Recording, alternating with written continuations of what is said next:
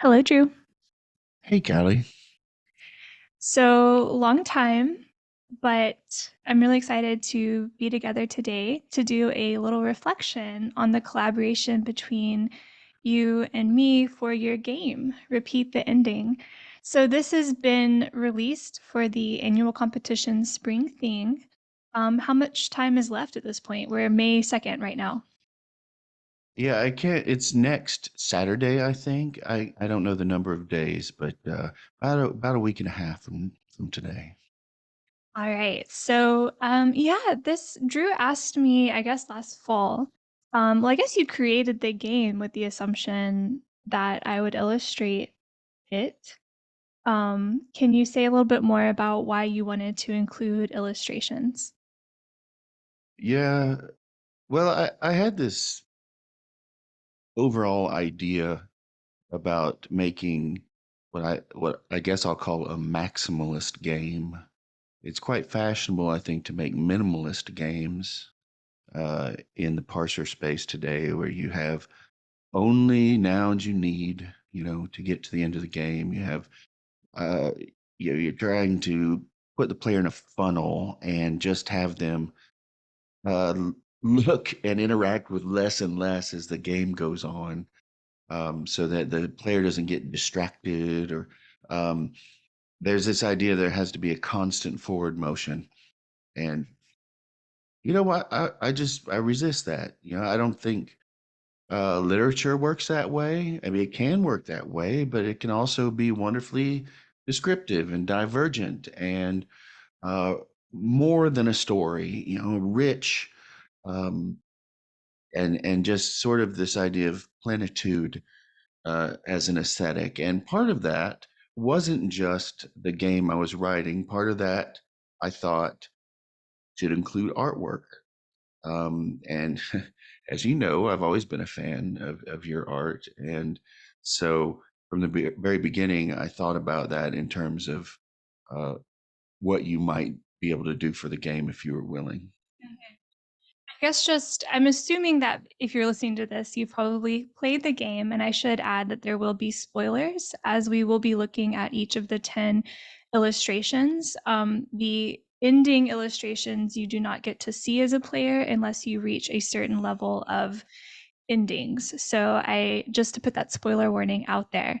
But while we're here, so you have the game itself, but can you say just a little bit more about this maximalist nature? What are some of the other content materials that you created?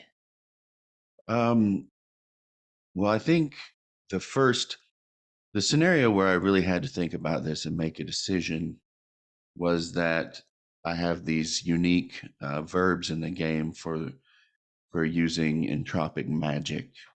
And one of them, the diagnose command, is a way to look at an object in the game and assess whether it has any magical capabilities or potential. And there were a couple of ways I could have gone about that. And one of them was, for most objects, just have some sort of dismissive, generic response that says, oh, there's nothing here, don't worry about it. And then only invest time in the objects that actually do have magical potential. I decided I didn't want to do that. I wanted to give feedback to pretty much everything in the game. And so it's basically a second way to examine every object in the game, which is a lot of work from a programming perspective, but I wanted to do it. And so from the very beginning, I was making choices to say, yes, I want to double the amount of descriptive text in the game. Whether people see it or not, I want it to be there. I had this idea that the game should always contain more than the player would see. The player would never exhaust the text of the game.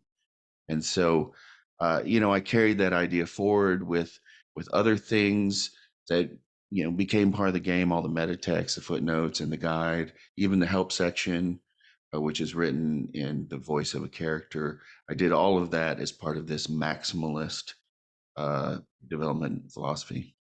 So we're adding to the maximalist nature of the game by releasing yet another thing, this interview or this conversation about the illustrations. So yeah, what you have on the screen that's been here as we've been talking is the first image that you see. And the way that the collaboration for the illustrations really came about is I asked Drew to send me kind of a list of things that he wanted. And I think mostly the list you sent me was based around the different rooms, because each room in the game has its own kind of climactic moment in a way. Is that a fair assessment? Or like a keystone action? Each geographical region, yeah, it's more not room exactly, but if you're inside the trailer, there's the big thing, yes, that happens in the trailer. And uh, I did send you those. Now I didn't send you a lot. I just said, It was just a list, like, you know, out trailer exterior, trailer interior, things like that. yeah, Again, just geographic locations. I really just wanted you to interpret the text and do what felt right to you aesthetically. That was my idea. And I should add, I'm just a self-taught artist. This is not something I have a lot of experience with digitally, digital illustration. So I used Adobe Fresco, which is, I feel like, the most user-friendly of the Adobe suite, and then did some final things in Photoshop. But it's all freehand. I may have referenced a couple things, but going off of the list that Drew gave me, I quickly decided that I wanted to really stick to a black and white and gray color scheme. That way, the orange would really pop.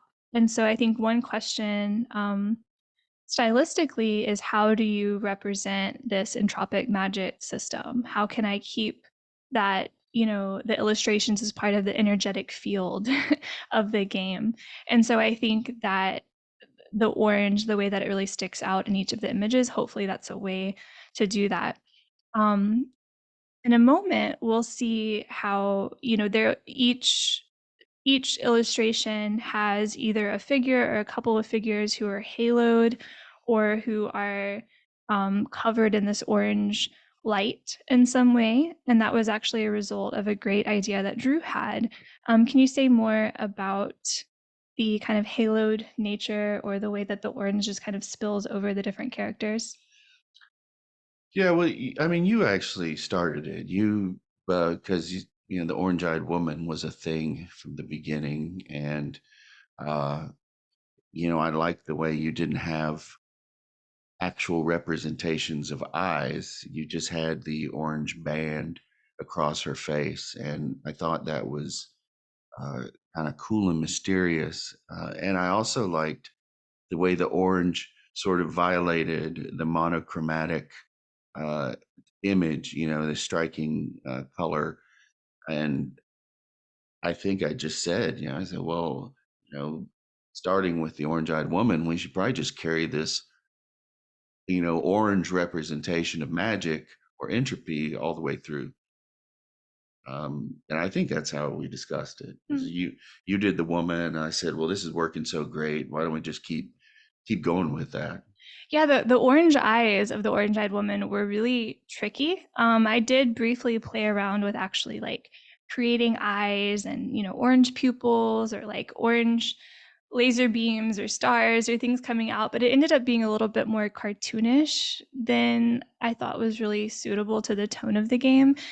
And so with kind of these like orange band, it's almost like her eyes are burning too brightly to really have a form. And I think that's kind of an idea that in Drew's writing, she's assuming this entity is assuming the form of a woman, but really they're kind of this boundless, formless, primordial being. So I kind of thought like having like Drew said, not having the eyes illustrated um, realistically, or even, the shapes of them being there would kind of play into the idea of like this formless force. Yeah. All right, so we've been looking at this image for a while now. This is the first one. I think the goal here is that you notice the young boy might be the last thing that you see as a viewer. The idea is that he is kind of hidden and small and really wanting to show how he feels in the scene with his parents fighting. Um, a technique that I kind of use throughout is something that I got from printmaking. And so you see like the father and the mother, they're mostly a silhouette. So like a black, what I did for this particular thing, I just kind of drew two black forms and then with the eraser, like carved out their images into those forms. So again, we're talking about the orange-eyed woman, formlessness, this idea of the void, and then kind of carving their forms into them. So I kind of wanted to play with this idea of like shadows and positive and negative space in an interesting way, hopefully. So this is kind of an overwhelming scene. I think it breaks a lot of rules of composition. It's a bit cluttered. It's a bit not geometrical exactly, but that was kind of the idea. Is I just wanted to create this initial overwhelm for this opening moment to set the stage. And of course, the laughing faces on the TV, which a lot of these things is me responding to Drew's writing. I really liked the way in this opening section he has the television is kind of like this incessant laughter. That's of course at contrast with the parents fighting. Is there anything you'd like to add about this particular image? Mm, No, I think you captured it really well. You mentioned the TV, which is one of my favorite details, with all the little smiley faces, which end up being kind of unnerving, I think, uh, which fits perfectly. I also like just the big hand coming in the window, which isn't a part of the scene. That's something you added yourself, and uh, I think it adds a lot. I don't think it's easy to explain, uh, but it adds to the scene's kind of mystery and sense, I think, of danger or fear or something elusive. I just love what it's doing and the way it takes up so much space. Um, you know, it's cool. I love the way this turned out. And this is the first one you did, isn't it? Uh, well, actually, yeah, it is really, now that I think about it, but I sketched it on a piece of paper first, and the original drawing actually had the woman coming through the window, almost like a ghost. So you saw more of her body. But I think I prefer the hand because, again, I think a question that many players might have is like, what hand is she playing in all of this? And so it's a way for her to kind of be in the space and enter the space. But she herself isn't really quite sure, at least as we experience her as a player, since we begin the game from her perspective, like how she should handle the situation. So it kind of, like you said, danger, choice, ghostliness, and also, it's kind of sexy maybe too. It's this like hand, like kind of this gloved thing reaching through. And so later we see, and the reason why I mentioned that is because like style, fashion, appearance is very important to the orange-eyed woman. If you've played the game or have looked through some of the browsies, you'll notice that there's is it an extraterrestrial's guide to primoid fashion? An interdimensional entities guide to primoid fashion. Yeah. Yeah, so it's just kind of a little nod, and there's lots of gloves in her fashion sense. All right, you want to move on to the next one? Sure. All right. So this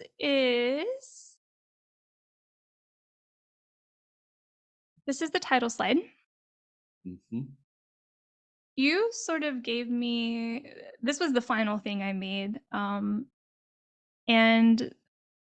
I went ahead and included the jumping boy, the Drew or the D from the game. That's copied from an illustration that happens later on. But the pill bottle, the frog, and the Batman-like figure, can you say these are images that you sort of gave me as things you would like? Yeah. I just tried to think.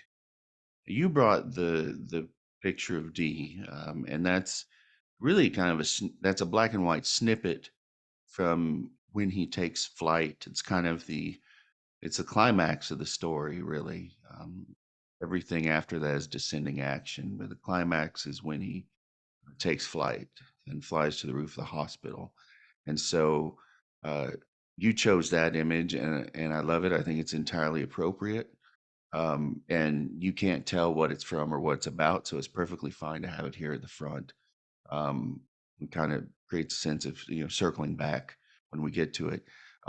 These other things, I had a hard time picking objects because Repeat the Ending is not really about objects. There are very few um, widgets in this game, even though anything about like Zork or something like that, those games are very concerned with widgets. They're what I call atomizing discourse of parser tech, or elsewhere I think I call it, what do I anyway, these are essays from the guide, Atomizing Discourse, and um,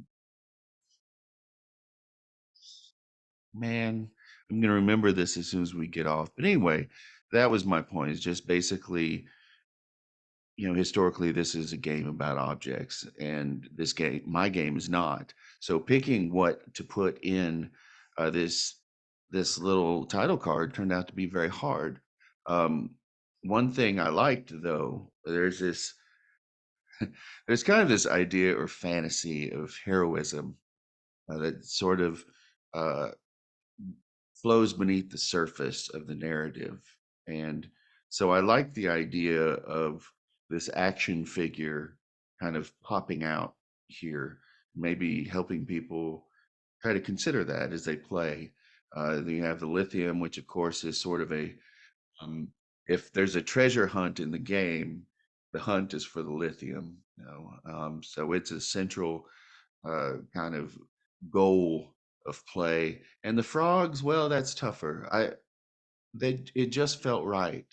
They're part of the ambiance at the end, and um, one of the more fun Easter eggs in the game, which I'll spoil here. I don't care. Hopefully you've played it by now.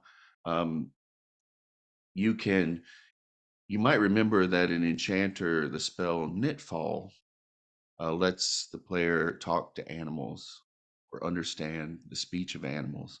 And that's actually a working verb in the game. And in the hospital parking lot, there's this kind of soothing sound of tree frogs, in the darkness. And you can actually knit follow the frogs and hear several lines of flavor text. From the frog's perspective, them Yes, talking. and they sometimes editorialize about the game or the story of the game, and so the frogs are actually one of my favorite features in game, and I wanted to feature them here.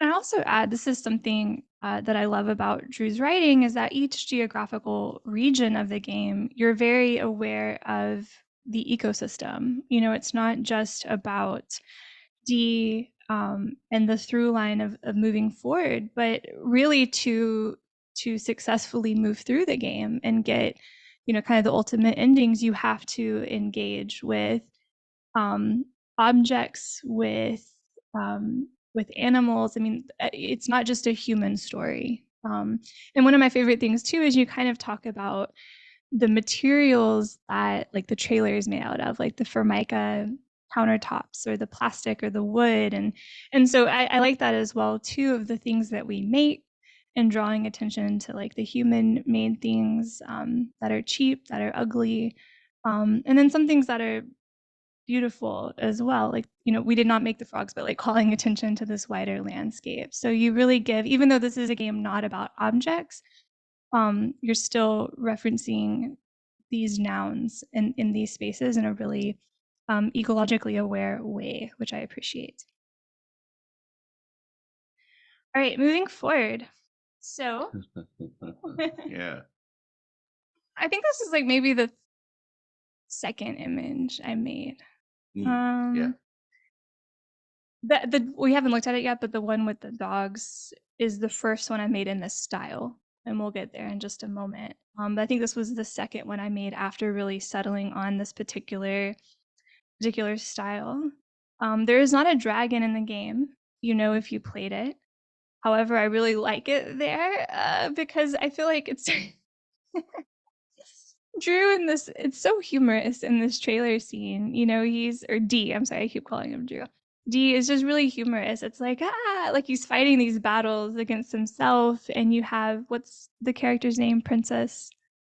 Oh, yes, Princess Chio.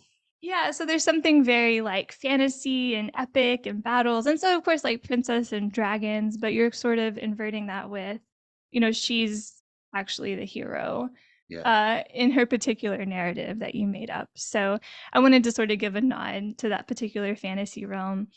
And again, the idea of the void, black holes, I find that really fascinating. Energetically, there's nothing more astounding to me than what a black hole is. It's also very frightening, but it's also really wondrous. So, again, sort of just like I was playing with this idea of creating these silhouettes and then carving into them with um, the eraser, like we have even here, this image of Drew D standing, playing again with that.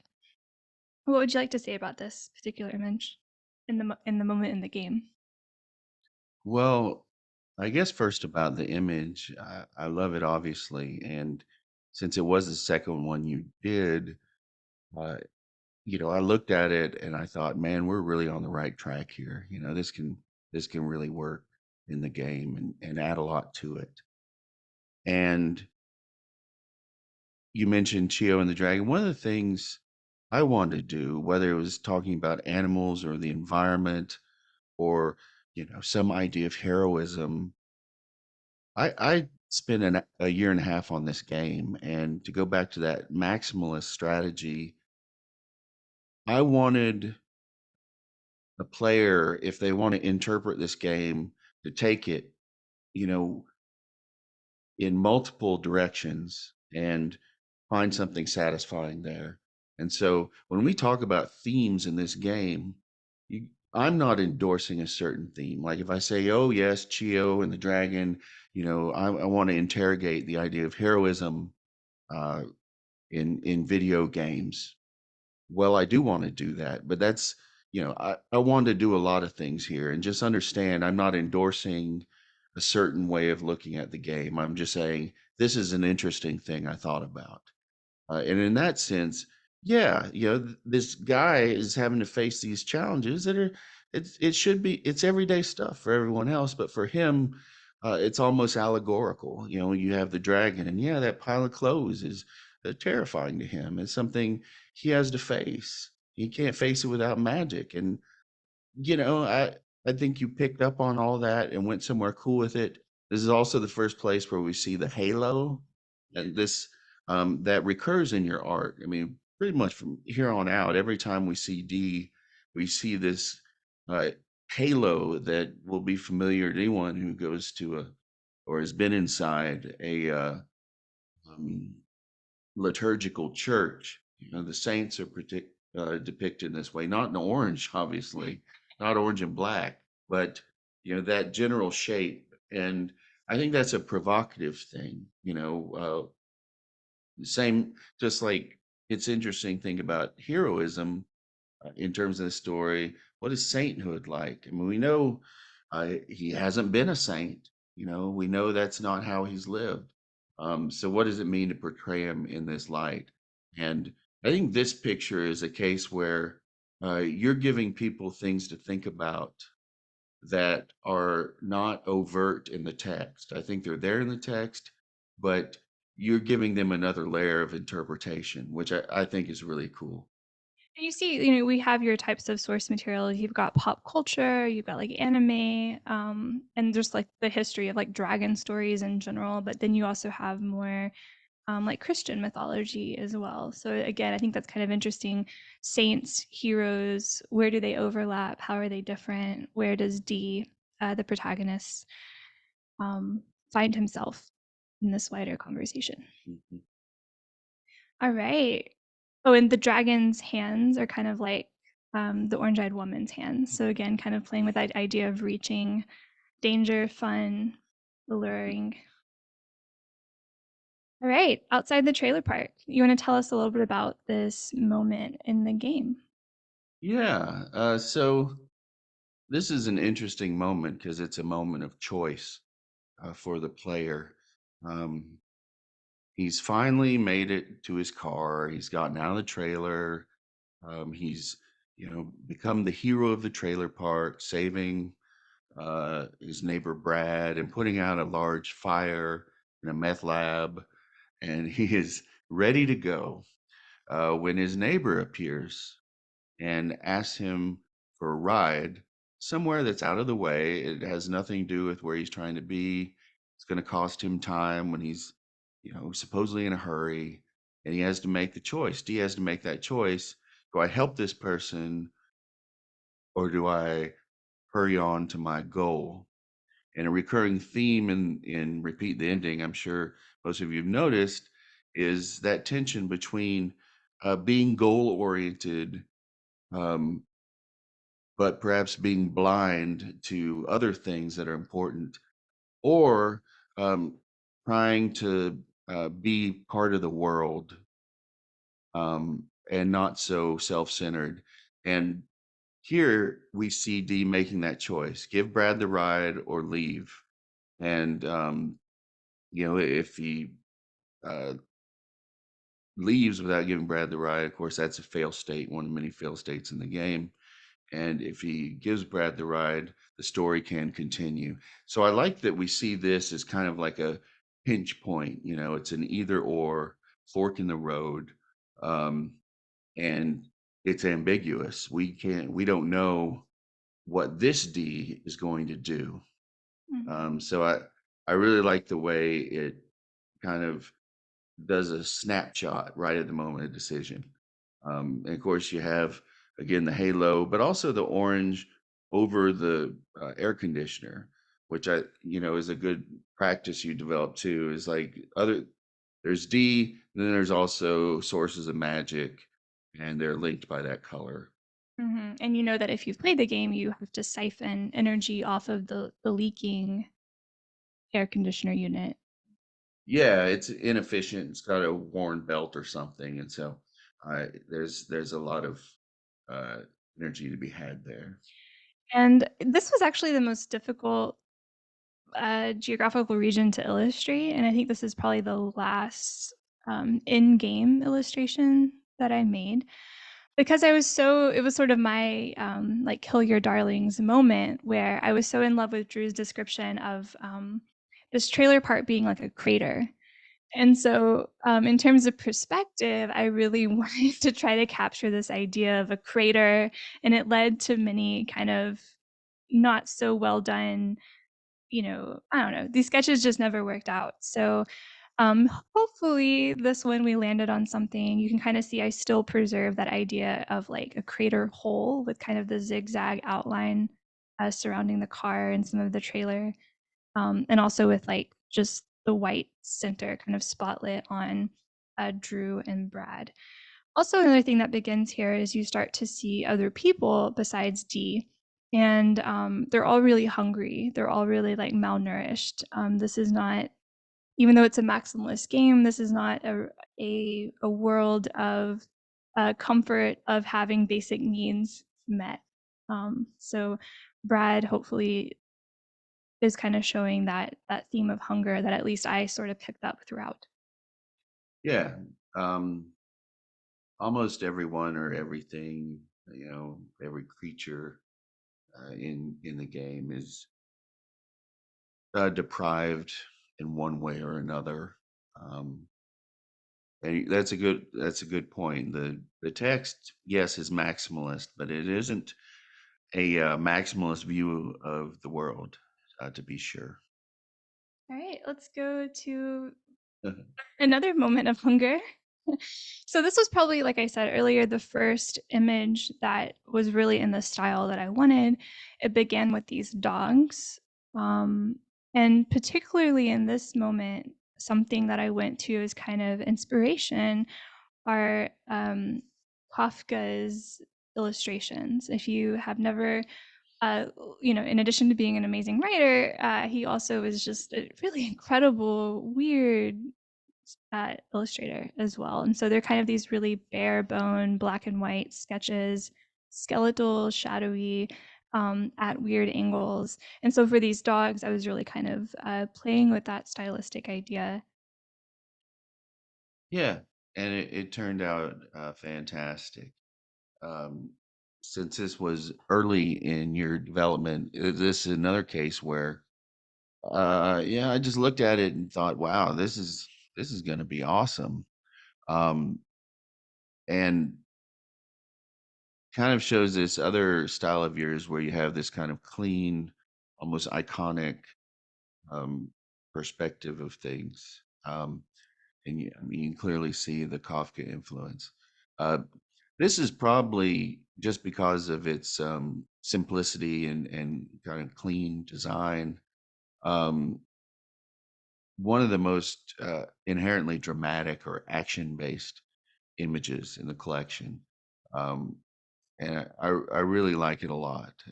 Just to kind of keep saying the same thing. The source of magic here is the tractor across the road, and so it's making this big orange swath across a field. Um, it's excellent. You have anything else to say about it? Yeah, I mean, I was thinking, I guess I'm seeing it now more, kind of like Goodbye Yellow Brick Road, Elton John's. That doesn't make your playlist. One thing we haven't talked about exactly is, in addition to just different visual source materials that I've liked for a long time, Drew has made this playlist, which you can access as part of the. How do you access it? It's part of the Feely that includes the fashion guide and the quote unquote 2003 transcript. Mhm. So the kind of the tone and mood of the soundtrack really informed it. So that song isn't on there, but it is kind of like the Yellow Brick Road, a journey, but it's an orange spotlight waterfall road thing happening. Also, you can kind of tell like the tree looks kind of crappy. It looks really pixelated. And I was kind of playing with the idea of like um old video game illustrations where they are a little bit more jagged, a little bit more pixelated. Um, that's just something behind the scenes there. Right.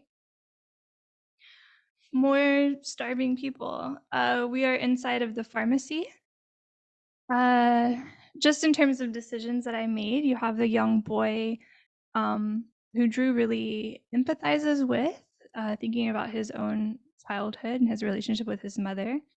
Um, D, not Drew. I know, I keep saying Drew. I'm so sorry. D. If I say Drew, just replace it with D. That's a mistake on my part. But you have D looking down at this young boy in a pharmacy. D is, of course, trying to finally get his lithium, and there is a person who presents as an addict. Do you want to say a little bit more about this scene? Sure.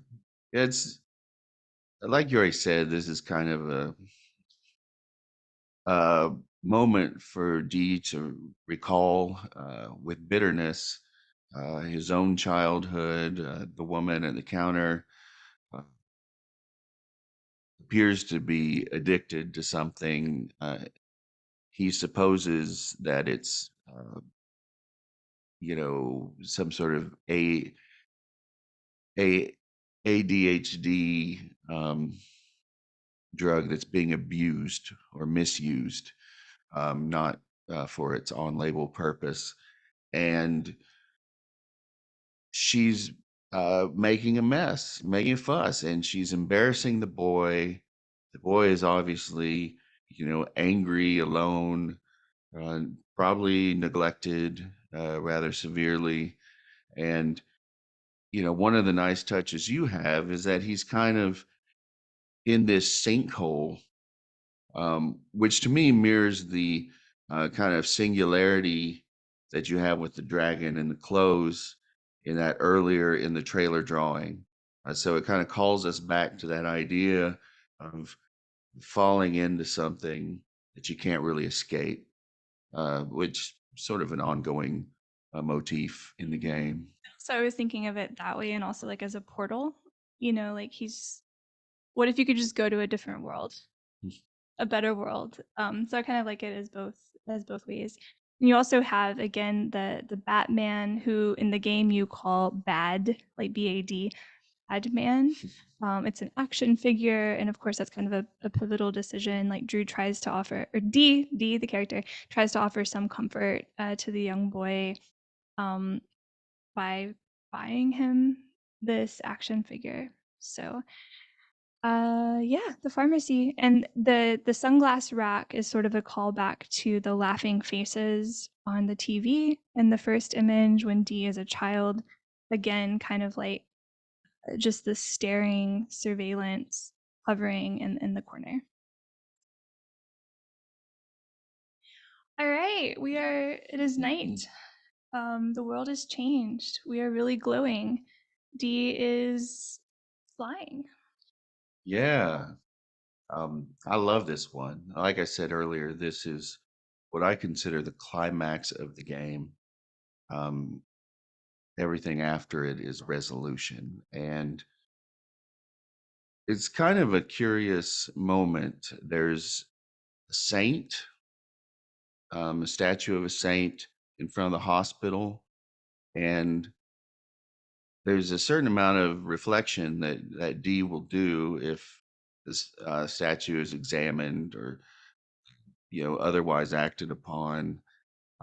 We learn about his own history with religion and his own attitude toward sainthood, and all of that I think informs what he has done and what he's about to do.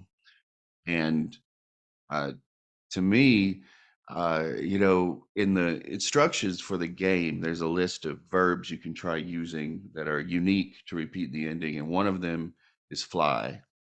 And this is when you get to do it almost at the end of the game. But if you've read the material that comes with the game, which I meant for players to read, then you'll know that sooner or later you're going to get to fly. And so this is kind of the this is it moment.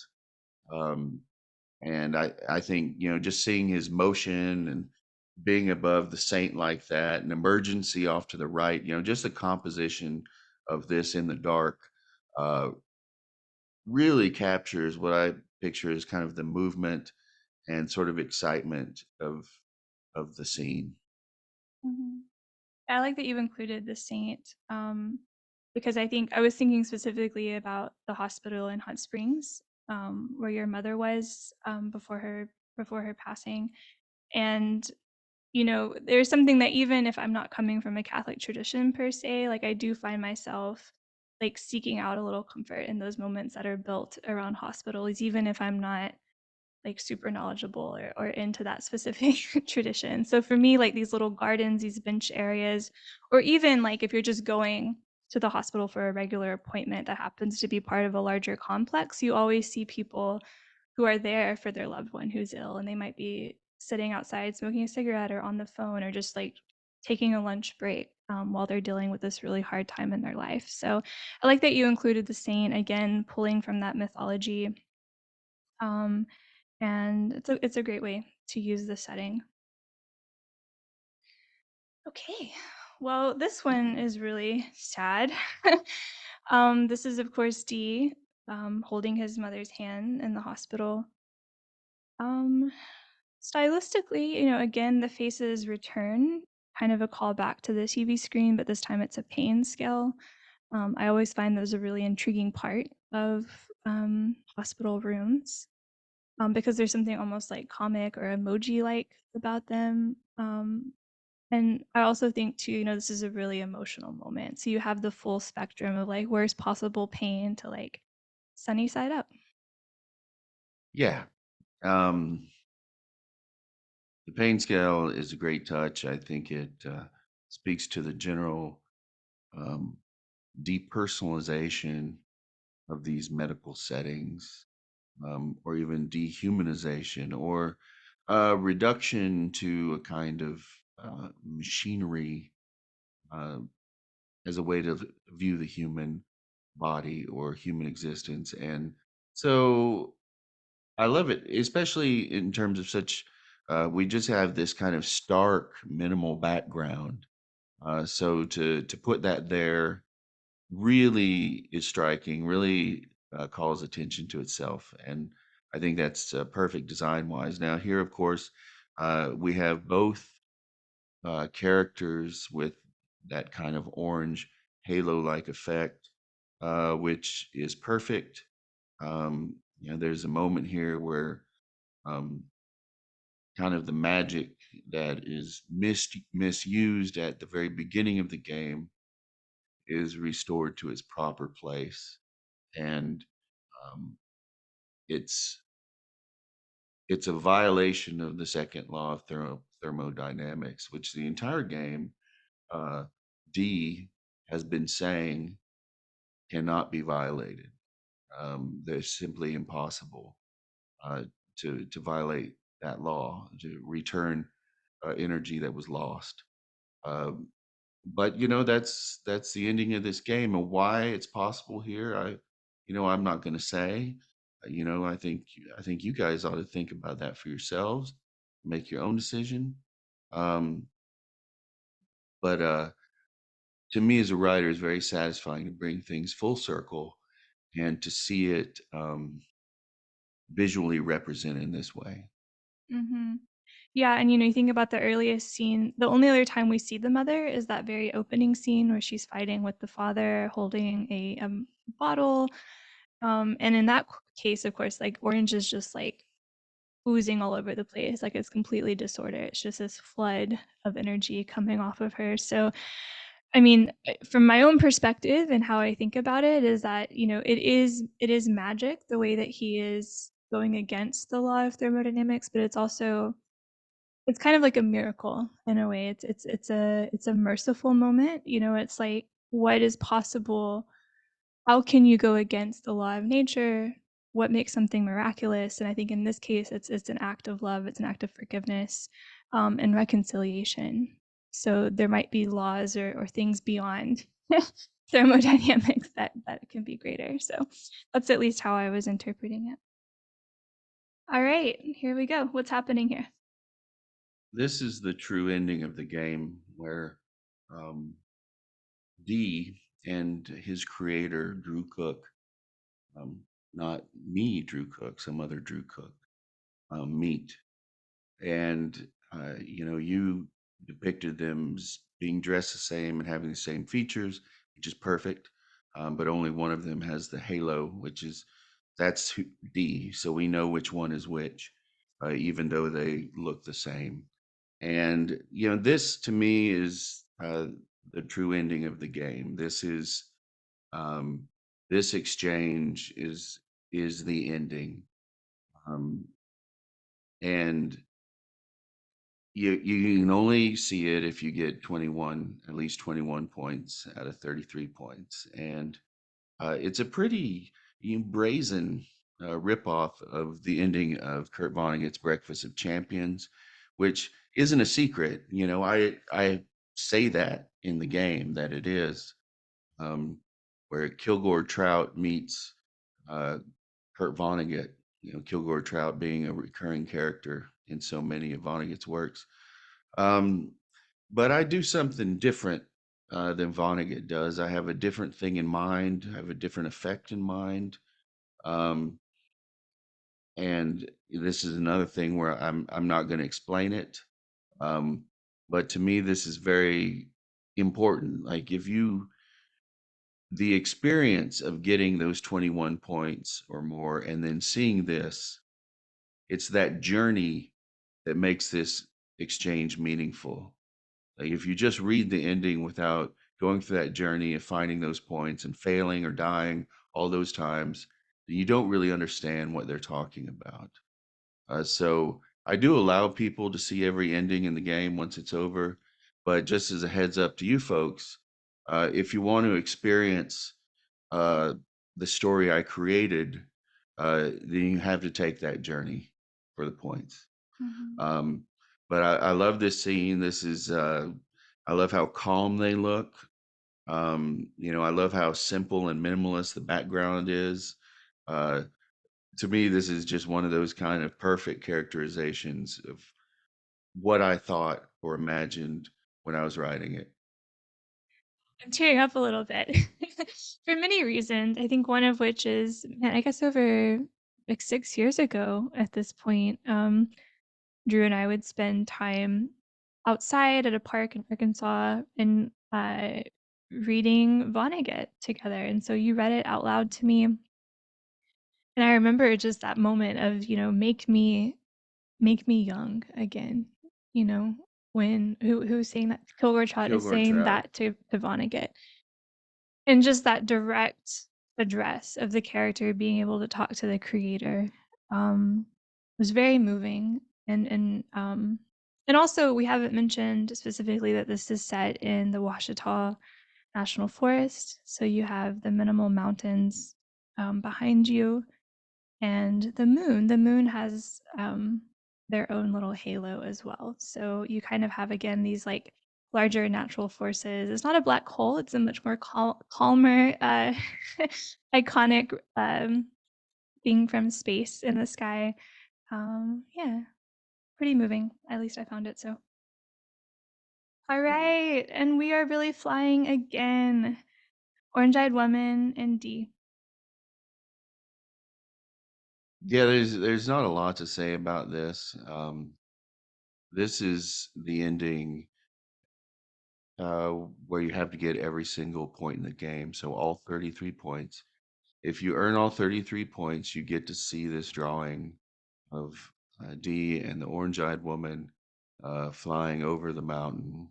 Um, and there isn't a lot of text in this final ending. The point of the text is really the image and a couple of sentences.